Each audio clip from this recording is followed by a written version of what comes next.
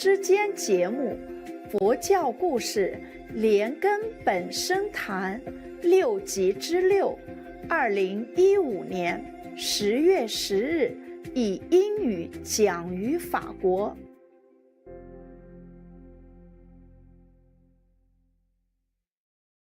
Remember one of the king also, somebody tried to harm some of the brothers, 33 brothers, and he put some knife inside their rod, and he told the king that these brothers aimed to kill him, usurp his throne. So they put knives in the rod, and the king took the rod to look and saw the knife truly in it, and he killed all of them. Innocent one. But of course it's karma, of course, no? You understand that? Yeah, they're karma.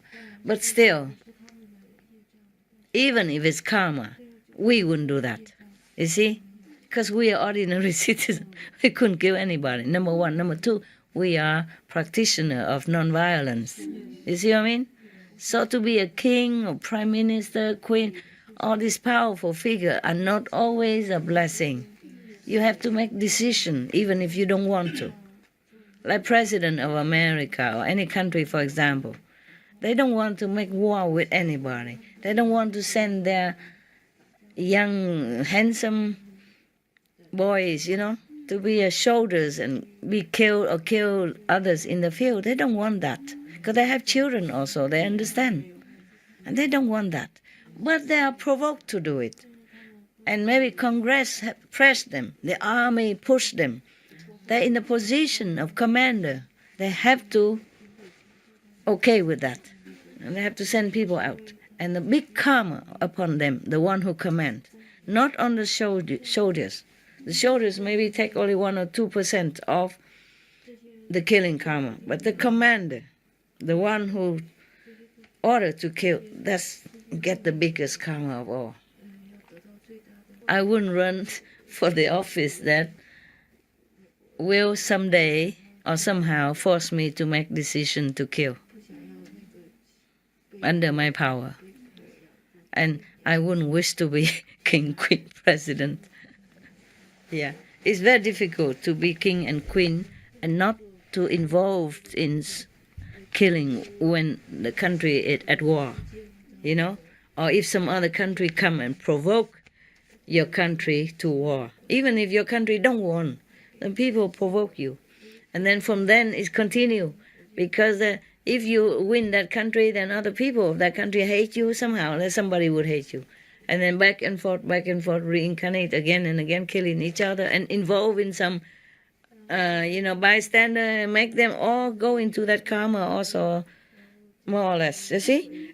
And then it become like a bigger and bigger group of collective karma, or it involved other people who are innocent but then also involved in it, even though not killing children, but then become refugees later on, or lost their life, or lost their parents, lost their relatives and friends, and lost their house and their possession, and become refugees in another country like that.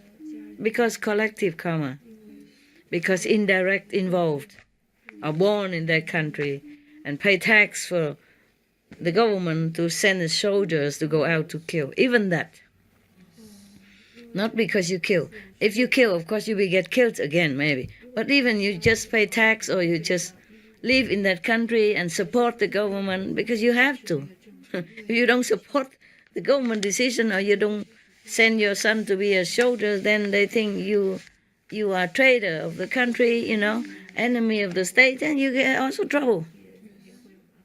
Either you get killed in this life, or get jailed in this life for opposing the government, or you get killed or jailed or have a bad karma in another lifetime for supporting the government. See what I mean? So it's not like just one person go to war or order to war, then everybody else okay. It's not like that. No. Collective karma is also very fearsome. Yeah? Frightening. All right. Now, another one. The Bodhisattva continue to talk to the chakra god.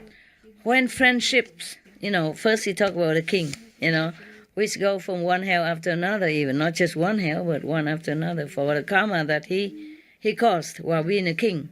Powerful. When you have power, you can do anything. Chop, chop, chop head, just like that. If you're not a king, you can't just do that. Yeah, you don't have power. If you do that, people put you in jail. But you're a king, you can. You see? Especially older king. Ancient kings, they have more power. Oh, more than anybody at this time. Now, even nowadays, king and queen, they are more democratic. They have parliaments, they have people and all that. Even king and queen don't have this absolute power like a former time. Yeah? Or even president, they don't have this absolute power. Well, thank God for them, for the leaders, yeah, and for the people. Yeah? Yeah. But in former ancient times, yeah, kings are absolute. They are God on earth. What they say is law. They can make people die or live according to their whim, their mood, or their wrongly information. Yeah. Because being a king, you know you have enemies. Everybody envy your throne, or like the queens. Not only envy you, envy the queens you have, beautiful, and all the wealth that you collect from people, and the opulent lifestyle you have, right? Opulent, yeah, lifestyle that you have. Yeah? And there are poor people who has nothing to eat. In every country it happens, yeah. And then, of course, you're a king. You cannot know every case, and you cannot just help everyone. Besides, you have local gods, local kings under you, and they are kings. They do anything. Sometimes they blind you, or they report something wrong, and then you treat people unkindly or harshly or kill them, and then the enemies born out of that, etc., etc. So the king always afraid of people kill him and take his throne. So he always have to be careful, vigilant, and depends on these spies who always like to flatter the king more than telling the truth. And if they hate somebody, they will make the king kill them. They will tell something wrong, say they're traitor, or they are scheming to take your throne or kill you, and immediately the king had to destroy them. And sometimes they have to kill the whole clans so that avoid the future children, born and then go up and take revenge. So they kill the whole clan, old and young and babies, everything. Imagine how much karma. And sometimes innocent people, innocent family, being wrongly reported or accused because of hatred, because of competition. Yeah. Therefore, being a king is nothing to be envied, especially former lives. But many kings are saintly also. We have kings in Vietnam who are very saintly. Yeah, Lý Thánh Tông. Yeah, there was one. One time he went out to just to see how's going on in the ordinary people life. He saw a dead person already. Has no clothes on and already dead, but it looked very badly, because of wind and rain and long time and smelling and swelling already. He felt so sad. He took out his kingly robe and covered that person to keep him dignity. Because in Vietnam we believe that even a person die, you still have soul, That's why they bury them and pray to them. Children pray to the parents after they die and everything. They believe there's another life. And even the body is sacred, That's why when they bury the person, have to wear new clothes and, put some nice makeup on and, flower, incense, perfume, and put in a nice coffin and all that, and build a little coffin, a little tomb house for them. Yeah. Yeah, so the king saw him just die without anything covered like that. It's below dignity, understand? So he has nothing at that time, of course, so he took his royal robe, cloak, the coat, to cover that person, to give him the last dignity. Yeah. It's written in history. Yeah. And we have king also renounce his kingdom and want to become monk in the temple. But then the whole court moved with him. He went to the temple. He don't want to rule anymore. He don't want to be king anymore. And all the whole officials court moved together, live next to the temple, camp next to it. They say, wherever your majesty is, wherever your majesty are, the court will be there too. Yeah, poor king. You see, being a king, not only you can't avoid making bad decision, even good decision you cannot make. Isn't that a funny word, huh? So funny. Yeah. You're so bound like that, with obligation, with duty. So you think being a king is something glorious. Not always. So therefore, even the King of England before, he resigned because he couldn't even allow to love. He's not allowed to love the person he chose. Remember? Just because the law, huh? The law is that he's a royal blood. The royal king, royal blood. Huh? The royal blood. And he has to marry some royal blood. Yeah? Yeah. But she was American woman and divorced even. So that's a taboo at that time. Yeah? I'm glad it's not like that anymore. Okay, so he has to renounce his kingdom, his throne, in order to marry his sweetheart. I mean, if he does something bad as a king, maybe okay, they renounce him, but he just love. Just for love. My God. Huh? They don't even let him. But nowadays, not like that anymore. Okay, so now, forget all that, okay? Huh? Never mind. It's just fun to talk with you because you like... You encourage me. You inspired me. You can sit here forever and listen to any nonsense. Okay.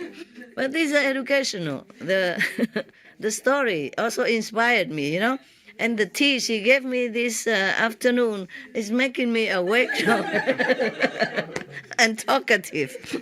So I just blame you and her and the tea. Bad tea. And now, yeah, I'm telling you. And whatever you cook for me today, the rice and the fermented pickle and the, what did I eat again? What's that?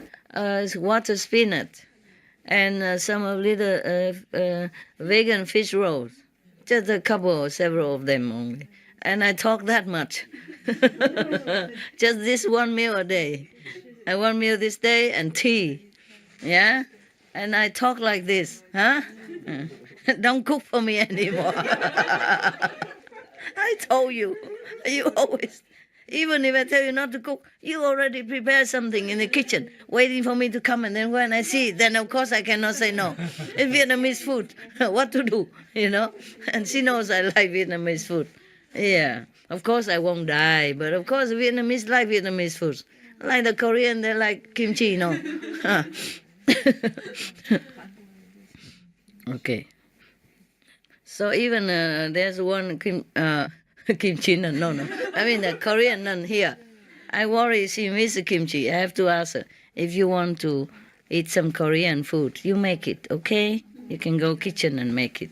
Or ask this Korean, disciple there, make it for you. She say no, she doesn't miss because she's also okay with Chinese food because she's been in Taiwan for some times. And then after she thinking for a while, she said, yeah, but we can make kimchi for you if you want, Master. I said, I'm not Korean, but make it. Make it so that you can eat. And maybe I take a little bit. It's actually for herself, I'm telling you. That's why I told her. And I said, oh, if you don't want to make, I said, do we have ingredient here? Otherwise you ask them to buy it for you. And I say, but you make it as good as a Korean or not? It's for you, more or less, more than for me, because I'd like it, but a little bit, I'm not addicted because I'm not Korean, of course. And she said, yeah, if we have it sent from Korea, then it is more top. I said, okay, then let it send from Korea. You see? don't miss the Korean kimchi, but like it. I said, never mind, whatever you like, you can have it. Because I know, you grow up with it, with kimchi. And how would you not miss kimchi? I mean, anything else maybe not, but like Korean food, when I was there, is not much either, So it's not much that you can miss. But the kimchi, kimchi is too deep not to miss, When I was in Korea, all I see was ginseng. Of course, there's some rice and a little sesame on it. I don't have to exaggerate. And sometimes I don't remember anything else. I just remember deep in my memory, just ginseng. Ginseng saute, ginseng soup, ginseng congee, ginseng salad. Yeah. Of course, I sprinkle some of the lotus root in it just to make a variety. And then a ginseng dessert, ginseng cake, and then ginseng candies all over on my. In case I need some snacks, the ginseng candy is always ready. And they were strong, these Korean people. Ginseng, ooh, even old women, if they hold your hand and they don't let you go, then you can't go. It's like the police, what do you call it? Shackle, handcuff, yeah. So strong, I never forget.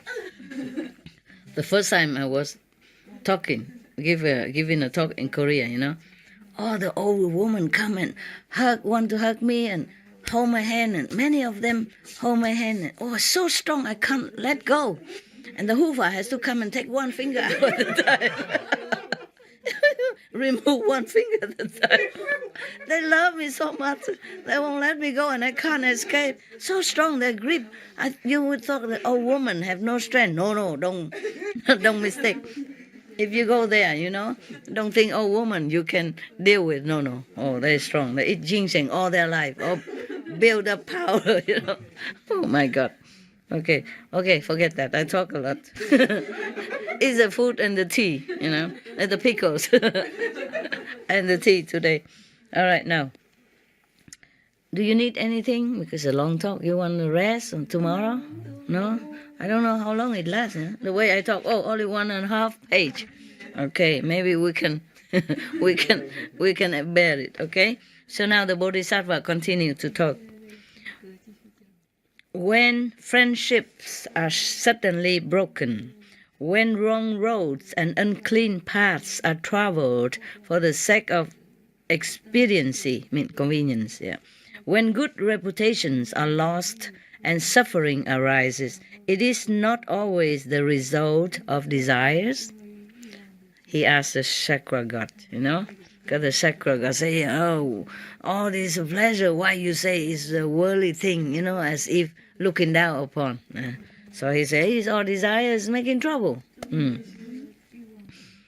Because of desires, yeah. If you don't have any desires or any gain, then friendship would not be broken, yeah. Or suffering will not occur into your life.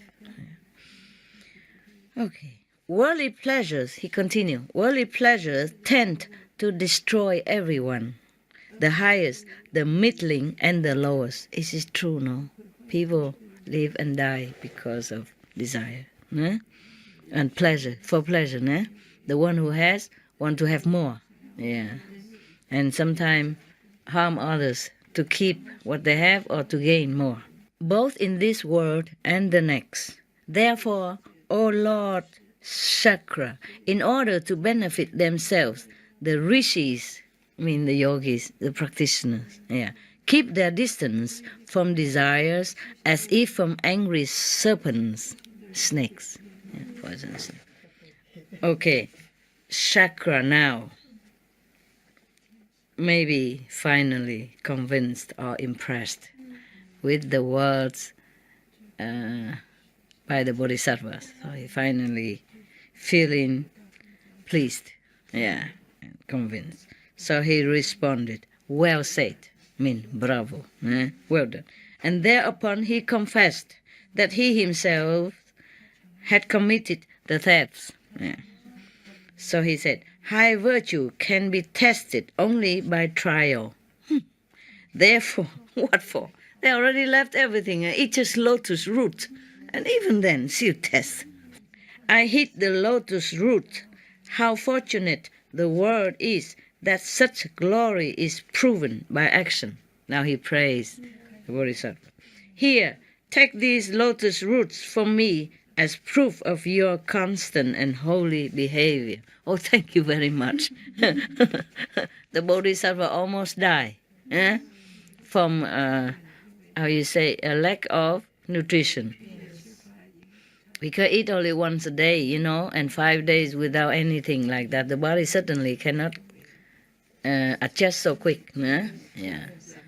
And if the Bodhisattva died, the world lost a brightest light at that time. So that is not fair. It is not good that he did that. Okay, but never mind, he repents. It's okay now. So with these words, he handed the Bodhisattva the lotus roots. But the great being, with true dignity, free from pride, scolded Shakra for his unbecoming and audacious behavior. He scolded him too. I would.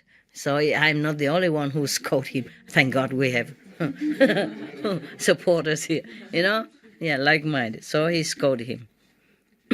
We are no kin to you. And we have nothing to do. We're not even your relatives, yeah? We are not even your friends. We are neither actors nor buffoons.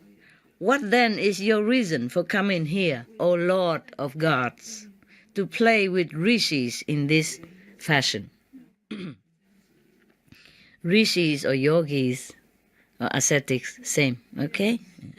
Rishis mean seers, meaning they can see more than ordinary people. They see in different dimensions, not just seeing wisely in this world. Seeing meaning have wisdom, also not just seeing like with the eyes. Yeah, all right. Okay, I'm talking that to you not because you didn't know all this, but some children, some younger people, they don't understand. So I had to be in detail. Okay. Yeah. So swiftly, Shakra shook off his divine appearance and his brilliant earrings, his diadem and his lightning bolts. Bowing with much respect, he spoke these words to the Bodhisattva. O great being, you who are free from all selfishness, please forgive my thoughtless actions as would a father or a teacher. Now he humbled himself, yes. It is not unusual for those whose eyes of wisdom are closed to offend against others. Now he also humble, saying his wisdom eye is not open. Then just go open it, my God. Find some way, find someone who can open it for you. If you go blindly like that, of course, you do wrong thing. Yeah. So he said it's not unusual, it's normal for ignoramus like him to do things against others, even their equals also. I mean, they fight against each other also. Against gods, these small gods. Please pardon my offense, and pray do not close your heart to me. Sure. I beg for mercy also. See, don't curse him.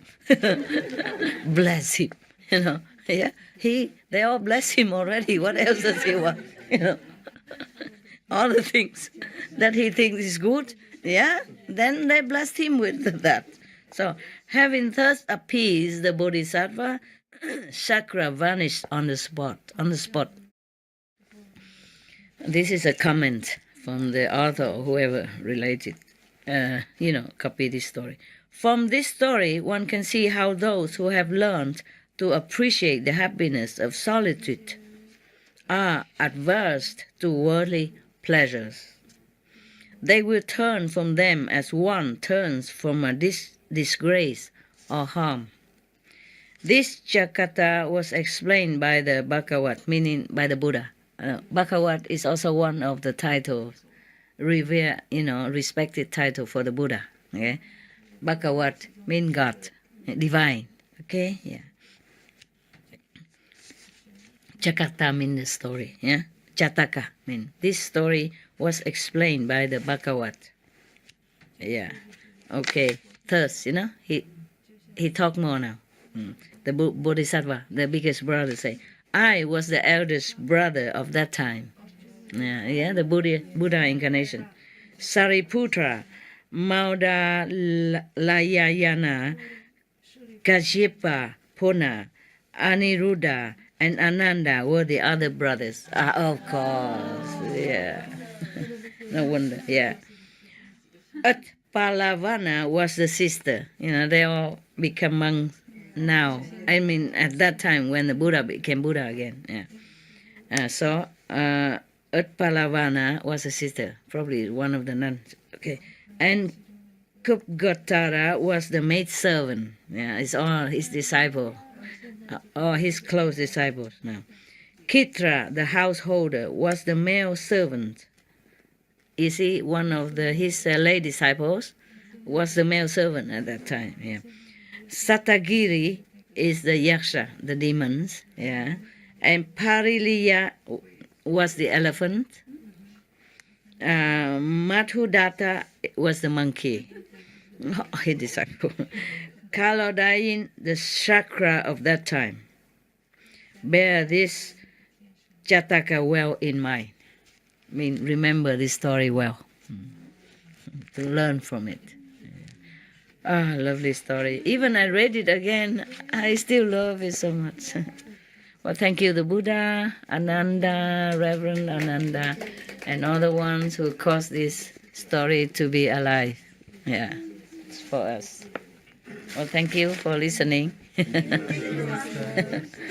Yeah, you're welcome. I also enjoy, as much as you do, scolding the God. And reminding you, above all, you and, all your brother and sister outside, that we should treasure virtues above all. And we should try to adhere to spiritual practice more than anything else on earth, because that is the lasting treasure, the lasting thing that we could keep. Nothing else in this world we will be able to keep. Nothing. Not even this body we call mind body. Yeah? Not even the brain, the mind, nothing. Yeah. Nothing is ours. Nothing we can keep. If anything you cannot keep, there's not yours, right? Borrow only. Even as I borrow this body to came to the world, you also borrow your body to come here or to play your part here on this stage of the world. Okay, remember all that and practice well. Keep your precepts. Yeah. Okay, huh? Keep your precept practice. Yeah. And thanks all the saints, past, present, and future, for your fortune to have teaching, to have enough wisdom to understand it. Because not everybody understands it, even though it's spoken in plain language, yeah, simple language. Okay then, huh? Yeah. Okay. I have to go preach to my dog now. They don't eat much. They don't eat sweet. Okay. Thank you, Master. Thank you, Master. Welcome. See you. Okay? See you. See you around. Oh, what are you doing? Look at him. He's playing with a ball.